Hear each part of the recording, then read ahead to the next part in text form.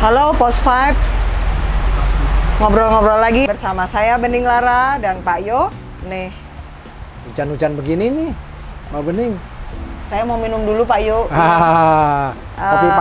Kopi panas lagi. Ini teh nih, Iya teh. lemon tea. Kenapa kita tehnya warnanya beda ya? Itu antara Cewek? feminin, benar. Sama cowok. Iya. Nih enak banget nih tehnya nih.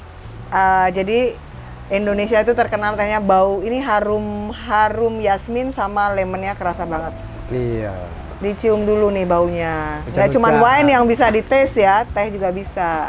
Hujan-hujan begini nih, Mbak Bening. Enaknya ngobrol, Iyalah. hobinya ngobrol. Keren banget tempatnya juga ya. Nah, kerjaan yang bikin yang kayak gini nih Pak Yo, saya suka nih. Oh, gitu. Jadi kita bisa berkreasi, kita seneng, kerjanya ngobrol. Jadi nggak kerasa Pak Yo. Iya, Terus dapat cuan dong ya. Penting tuh Pak Yo. Kenapa sih penting dapat cuan sih Pak Yo? Ya untuk bikin kreasi begini barangkali perlu Cuan juga gitu. perlu ada Nah, berarti ini nyari ongkos cuan. produksi. Nah, bener. Ini nyari cuan dulu apa seneng dulu gitu kalau kerja itu? Saya sih milik seneng dulu. Seneng dulu. Karena kalau udah seneng, karyanya bagus, orang melihat, ya apresiasi akan datang sendiri. Salah satunya cuan ya Pak Yo? Iya, daripada terbalik, belum apa-apa minta apresiasi, maksa, ya yang dipaksa nggak seneng, yang maksa nggak seneng, terus senengnya apa? Iya. Nah, jadi kalau kita mau, kalau aku sih nggak bilang bekerja ya Pak Yo ya, Ya. berkarya. Ya. Nah, tuh, ini ada nih. Kalau dulu waktu SMA ada nih tes pencarian bakat dan minat. Oh iya. Saya inget iya. tuh waktu SMA. Terus mau masuk kerja juga dites nih bakat dan minatnya apa nih gitu kan. Iya. Nah kalau istilah kerennya passion lah Pak Yo. Iya. Apa sih itu passion tuh Pak Yo? Itu banyak yang nanya tuh, ya kan? Banyak yang galau. Apalagi kalau udah burn out di tempat kerja nih, jadi nanya begini nih, gue kerja sesuai passion gak sih? Passion gue apa sih? Nah tuh, itu jadi makin galau Pak Yo. Iya. Ya kalau diingetin Mbak Bening tadi ngomong apa psikotes, penentuan minat dan bakat gitu ya. Zaman-zaman dulu kita ngalamin semua kan, dites begitu, nggak tahu zaman sekarang masih ada apa enggak gitu ya. Tapi itu memang mau mencari passion, mau mencari minat yang kita punya bakatnya. Tapi apakah dengan tes-tes itu cuma ketemu? Saya kira juga nggak gampang. Kenapa nggak gampang? Passion itu kan ya memang kesukaannya kita apa. Dan apakah alam itu menyembunyikan setiap kesukaan orang atau passion orang? Rasanya sih enggak. Gitu ya. Jadi memang manusia diciptakan unik dengan Passion. tujuannya. Iya. Mungkin ada tujuannya kita diciptakan dan itulah passion. Terus apakah itu disembunyikan sama sang pencipta supaya kamu nggak tahu dan kemudian perlu Kayaknya tes enggak ini? deh. Mestinya Enggak. Kadang kita sendiri yang nyembunyiin. Kadang kita suka apa, tapi kita ngomongnya suka ini, padahal Betul, sukanya itu. Betul. Tuh, Jadi kenapa tuh? prosesnya sendiri adalah masa kecil kita selalu jalanin apa yang kita suka dan biasanya yang kita suka adalah yang kita bisa. Ya, waktu kecil bayi bisanya cuma nangis ya dia nggak ngomong aja saya suka nangis gitu kan enggak. Tapi kenyataannya sedikit-sedikit nangis. Ya itulah kesukaan dan kebisaan. Makin berkembang baru. Nah nggak boleh begitu loh. Yang sukanya itu kok nggak boleh. Mulai nih. Nah, mulai di ya. destruktif ya. Iya di. Mau jadi apa? Iya diganggu. Terus lama-lama kemunculan passion dari sejak awal karena banyak diganggu. Banyak ditebang. Iya, harus ini, harus itu, nggak boleh ini, nggak boleh itu. Lama-lama orang cenderung tidak mendengar passionnya sendiri, ditinggal. Lama-lama denger orang mintanya apa, lingkungan mintanya apa, orang tua mintanya apa. Ya, begitu sudah mulai ditentuin paket tes, ya gak bantu juga. Itu Masih udah terlalu jauh masih jauh, dilupakan. ya. Iya, jadi sebenarnya passion sudah ditunjukkan sejak masa kanak-kanak. Tapi Pak Yo ya, denger-dengar passion tuh nggak bisa mati loh Pak Yo. Jadi misal nih, kita punya passion nih, saya punya passion melukis. Terus kata orang tua, kamu mau jadi apa? Terus mati itu passionnya. Tapi ternyata 10 tahun kemudian, 20 tahun kemudian, saya tetap suka lukisan nih, contoh ya, atau suka apa fotografi gitu kan. Nggak boleh nih, nggak boleh. Atau mungkin kita ikut-ikutan temen jadi suka fotografi tapi kuliahnya insinyur gitu kan. Tapi kok tetap suka ya gitu kan.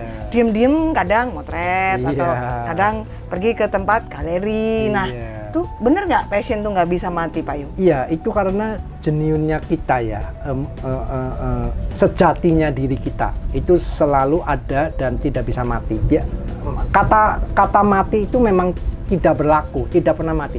Cuma dia bisa tidak tersentuh lagi dengan apa? Yaitu misalnya saya nggak suka jadi engineer di lapangan, saya sukanya melukis, itu kan jauh banget tuh. Tapi karena kesibukan di engineer kita, sehingga seolah-olah melukis itu dilupakan. Apalagi di sana banyak fasilitas, banyak ini, banyak itu yang sebenarnya bukan sejati, tapi itu menyenangkan juga. Dan kesibukan-kesibukan itu melupakan itu, sehingga dia tidak pernah hidup. Iya, tapi kalau Mbak Bening tadi contohin, tiba-tiba tetap aja 20 tahun lagi masih melukis, masih suka fotografi. Itu kan banyak lah cerita yang dari zaman saya juga udah ada sampai sekarang, rasanya cerita itu masih relevan, bahwa ada anak yang dipaksa untuk jadi insinyur, ijazahnya udah selesai, dikasihin ke bapaknya, Pak, saya udah selesai, ini insinyurnya, saya kan kasih itu. Terus gitu. sekarang saya menuntun hidup saya, tiba-tiba jadi fotografer, tiba-tiba jadi pelukis. Insinyurnya di mana? Insinyurnya buat bapaknya. Nah, itu memang calling itu begitu, tidak pernah mati. Tinggal kita mau denger enggak, kita mau balik apa enggak. Nah, ini kan banyak nih sekarang karena kan kerja itu kalau nggak happy nih, itu sekarang udah kayak kerja di neraka aja Pak Yo. Nah, artinya orang jadi inget lagi passion gue apa ya? Nah, itu gimana cara nemuinnya tuh? Ada nggak cara cepet misalnya? Misalnya, oh iya waktu kecil aku suka ngelukis, terus minggu depan saya ngelukis, terus tiba-tiba jadi Avandi. Itu bisa nggak Pak Yo? Kan passionnya melukis ya kan? Gimana nih? Ya.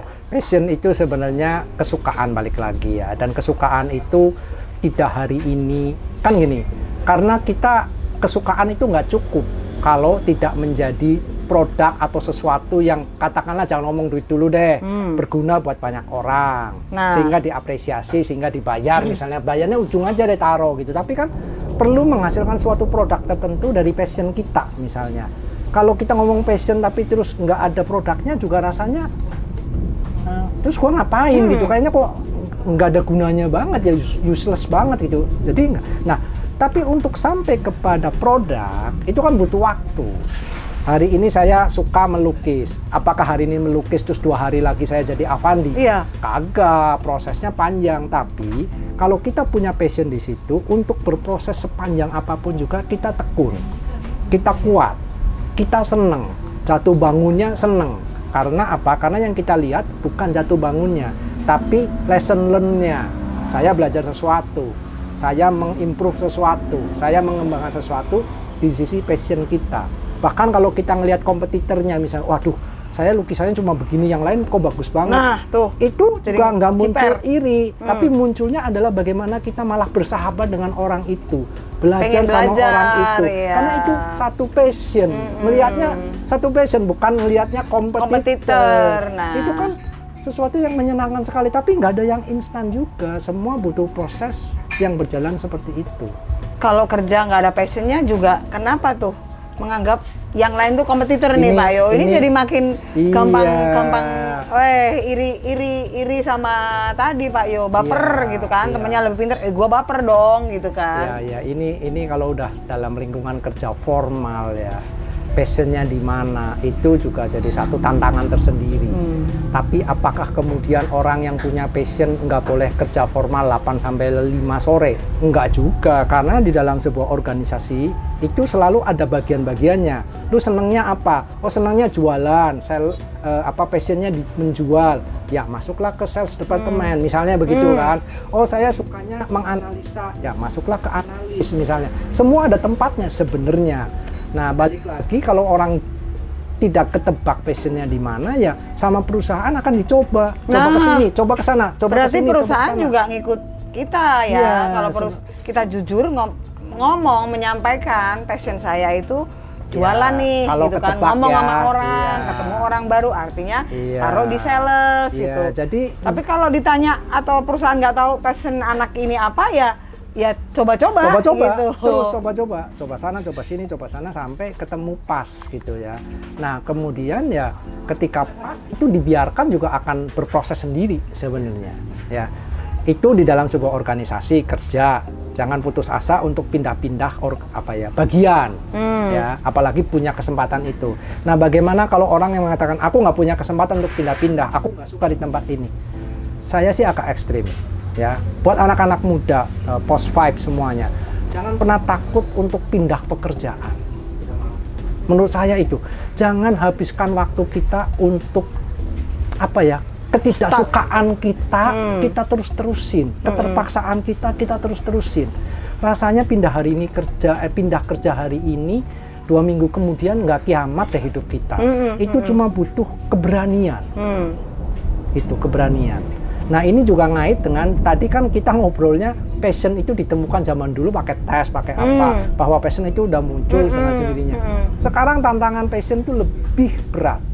Kenapa? Kenapa tuh? Dulu tantangan kita hanya lingkungan kita, orang tua kita, terbatas. Informasi dari dunia luar kita nggak tahu. Kalau saya tinggal di kampung saya, ya saya tahunya cuma lingkungan sekampung. Iya kan? Informasi tunggu berita. Itu juga belum tentu kita... Tunggu majalah sebulan sekali, Pak Yo. Kalau zaman sekarang, serangan itu kan udah nggak ada bordernya tuh. Jadi sekarang jauh lebih sulit. Passion itu jauh lebih sulit. Artinya tantangannya bukan orang tua kita yang ngomong-ngomong, tapi tantangannya adalah bagaimana informasi itu disaring, menyerang kita. Iya. Jangan sampai gini loh, aku suka ngegame, semua suka ngegame. Apa passionnya ngegame? Itu cuma ikut-ikutan semua. Nah, itu jauh lebih berbahaya dan jauh lebih sulit. Maka kalau ada orang ngegame, anak ngegame, perhatikan. Sebenarnya ini bener apa ikut-ikutan doang? Karena anak kecil, bayi sekalipun kalau sudah bisa melihat, dikasih monitor yang gambarnya ganti-ganti, suka. Itu bahaya banget. Jadi apakah itu benar suka? Belum tentu. Maka kalau ada orang yang tiba-tiba berkebun atau apa, salurkanlah. Jangan-jangan kesukaannya di sana. Walaupun lu mau ngapain jadi tukang kebun misalnya begitu. Karena kesukaan muncul di situ waktu kecil. Nah, begitu. Jadi tipsnya nih sama triknya ya, kalau mau nemuin passion itu apa yang kalian sukai, terus bermanfaat untuk orang lain. Artinya selanjutnya produktif. Nah, tadi misalnya gamers nih, ya jadilah gamers yang produktif. Nah tuh, sekarang kan banyak influencer gamers yang produktif juga. Nah, artinya apa? Passion ini dites ke market lah, kalau produk ya, produknya harus ada. Diganggu gitu. kayak apa dia jalan terus loh. Iya, nah dia akan berjuang karena apa? Karena gue suka. Dikasih netizen yang pedes-pedes tuh, 062 ini kan pedes-pedes, dia cuek aja karena apa? Gue suka gitu loh. Nah itu cara ngukur gue udah ketemu passion apa belum. Tapi kalau baru dikritik sedikit udah tumbang, bukan passion. Atau marah-marah, atau ngelawan atau sama yang defensif. kritik. Nah, itu bukan diomelin passion. sama orang tuanya dilawan, itu rasanya bukan passion. Tapi kalau dikritik sama orang, sama netizen, cool aja, apa sih namanya, slow down ya kan, itu berarti passion. Tetap mencari jalan supaya bisa sampai dapat cuan nih. Oke, terima kasih Post Vibes ngobrol-ngobrol Bening Lara dan Pak Yo.